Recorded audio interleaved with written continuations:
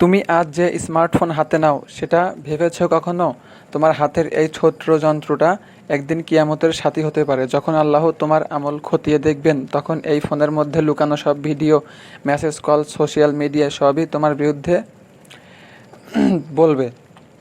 তুমি কত সময় সোশ্যাল মিডিয়ায় কাটাও, কতটা সময় আল্লাহর স্মরণ করো? তুমি কি কখনো বুঝেছো তোমার ফোনে থাকা অবৈধ ছবি, ভিডিও বা কথা বলার জন্য বা তোমার জন্য বিপদ সৃষ্টি করবে? তোমার প্রতিটি সেভ করা মেসেজ, গোপন চ্যাট সবই একদিন আল্লাহর কাছে হাজির হবে। সেদিন তুমি কথা বলতে পারবে না। কুরআনে আছে, প্রতিটি মানুষের জন্য তার নিজের কাজের হিসাব আছে। তুমি কি প্রস্তুত সেই হিসাবের জন্য? তোমার ফোন যদি আল্লাহর সামনে সাক্ষী হয়, তুমি লজ্জা পাবে না?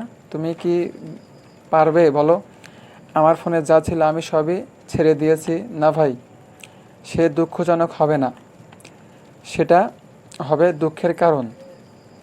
আজ থেকে চেষ্টা করো যে ফোনে অবৈধ কিছু রেখেছিলে সেটাকে ক্লিন করো। যে অ্যাপস তোমাকে পাপের দিকে টেনে নিয়ে যায় তা ডিলিট করো।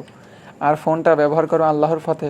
কুরআন পড়ো, দোয়া করো, অন্যদের ইসলামের বার্তা পৌঁছে দাও। তুমি জানো না, তোমার 100,000-এর বেশি বন্ধু থাকলেও কিয়ামতের দিন তারা তোমার পক্ষে দাঁড়াবে না। স্মার্টফোনটাই হতে পারে তোমার সর্বশ্রেষ্ঠ সাক্ষী। তুমি কি প্রস্তুত?